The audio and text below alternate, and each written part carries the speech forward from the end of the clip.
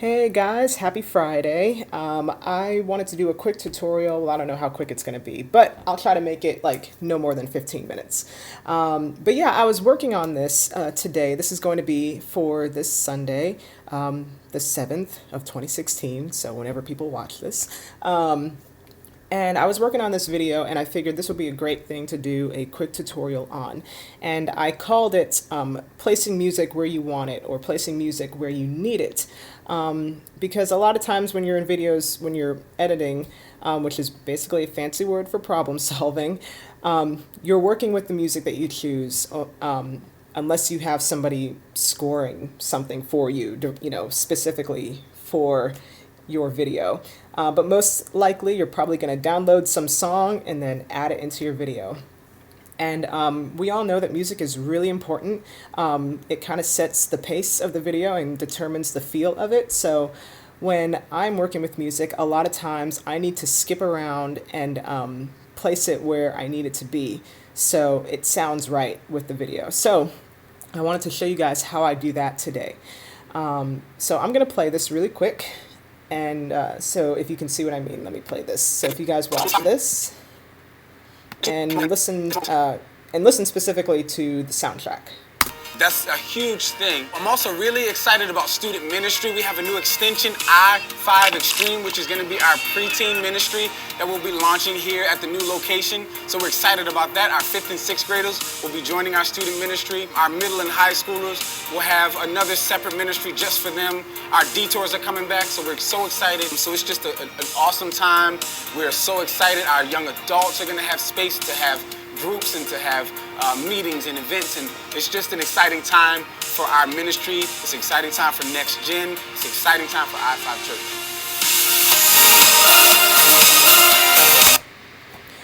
Okay, so if you notice, it ended big, it ended loud, and it ended on the chorus of that song, and so that's what I wanted. But when I brought the track in originally, that's not how it was. So I'm going to show you guys how I worked with that. Now, this is something really important, like I said, because your music is going to determine the pace of your video and determine the feel of it. At one point, we were actually paying somebody, this was a few years ago, but we were actually paying someone to make a video for us. And I gave her the song, and it was actually the I-5 song, the original I-5 song. And she sent it back, and it was obvious where she skipped around in the song because it was totally out of sync. You could just tell. I never showed it to anybody else. I just replied back to her, but so I'm not really sure if somebody who doesn't know to look for that would notice it, but to me, it was really obvious where she skipped around in the song. And so, yeah. So you can't, you don't want it to be noticeable. And so if you were listening to it, you probably couldn't tell in that soundtrack where I skipped around. So with that said, I'm going to show you guys what I did here. So what I'm going to do is I'm going to work in the same timeline. So I'm going to take this out and extend this out because this is how the soundtrack was when I first put it in the timeline.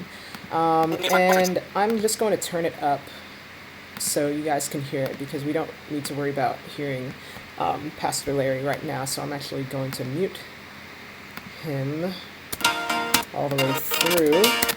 So I'm going to mute him and we're just going to work with this. Okay? So the goal is to create a loop. I want to create a loop so by the time I get to the end, I want the chorus to be right here. So as you can hear, this is not what I want, but I want the game changers to have this. Okay.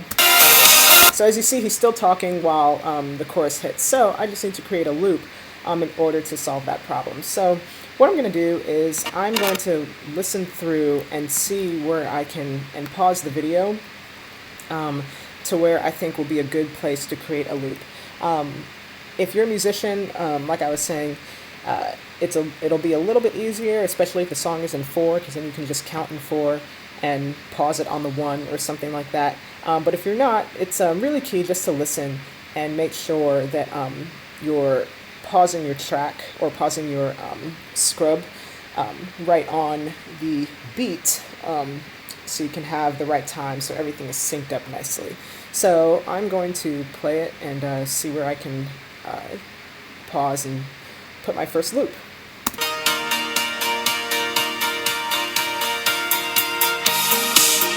So what I want to do is I want to pause it right where those drums come in. So I'm going to scrub back. Right there. So that's where the drums hit. So what I'm going to do is I'm going to take my marker and I'm going to mark.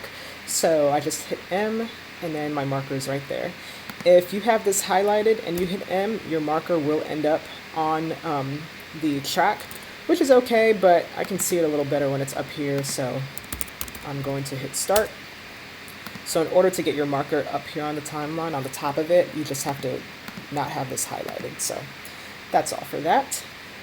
So I'm going to play it through a little bit more and see where I can make my first loop.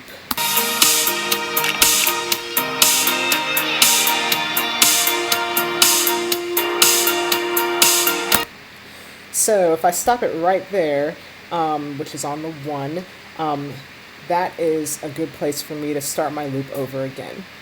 So I'm going to take my razor tool. If your shortcuts are set up, you can use your shortcut. My shortcut is B for blade, because that comes from Final Cut. But I'm going to take my razor tool, or you can click over here and just click that. And I'm going to cut right there. And then what I'm going to also do is come back to where I placed my marker and cut right there as well. Now what I'm going to do is I'm going to take this, the end of it, and I'm going to delete that. And then I'm going to take the block that I cut and I'm going to copy it. And then I'm going to paste it right next to it. Just like that. Okay? Now, if you might have the problem where if you have this, your A1 track highlighted, and you go to paste it, oops. If you have your A1 track highlighted and you go to paste it, it's going to end up on that top track. So, if you're having that problem, that's what that is. So for me, I have mine down on the A2 track, so that's why I need to have this highlighted. Okay, so I'm going to paste that clip. So I copied this and I pasted it right next to it. So now we can go back and listen and see how it sounds. Okay. So obviously that sounds pretty bad, and that's okay. We just have to adjust it, and yeah, we just have to adjust it. So we'll try. So what I'm going to do is I'm going to zoom in, and I'm going to cut that, and just see how that sounds. And I may need to adjust this one, this track, but we'll see how it sounds when I cut it. So I'm going to delete that and then move that over.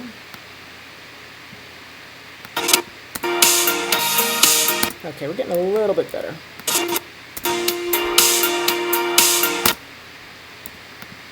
Leave that right there. So now I'm just fine tuning. Okay.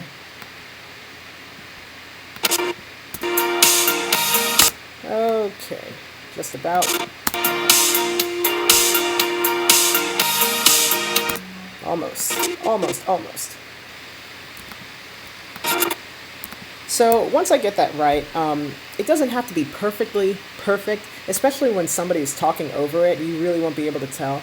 But the first one that I played for you, that's obvious. So you want to make sure that you fix that and adjust it. So now when I play through it, so it's not perfect. It's still coming in a little bit early, but it's a lot better than it was before, and it won't be noticeable when Pastor Larry is talking over it. So the nice thing about that is once you create that, you can just copy that loop for as long as you need it. And so what I'm going to do is I'm going to take these two and I'm going to copy them, and I'm going to paste it again. And I probably don't need this one, so what I'm going to do is I'm going to extend this. So let me undo that really quick and explain. So because I pasted these two, if I extend this out, by the time that end title graphic is there, it's still not where I want it. So I'm going to take this last one out and extend this first block and see where that leaves me.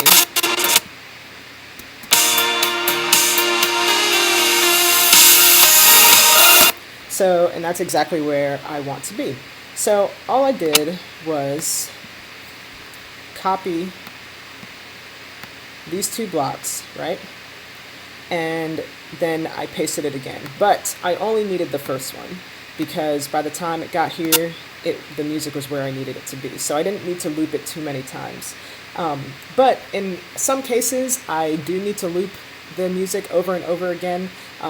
So if you're working on something and you find that you need to loop the music, yeah, it's pretty easy. It's it's kind of a good way to get out of using something that you really don't want to, like using a track that you really don't want to use because it fits with the video better.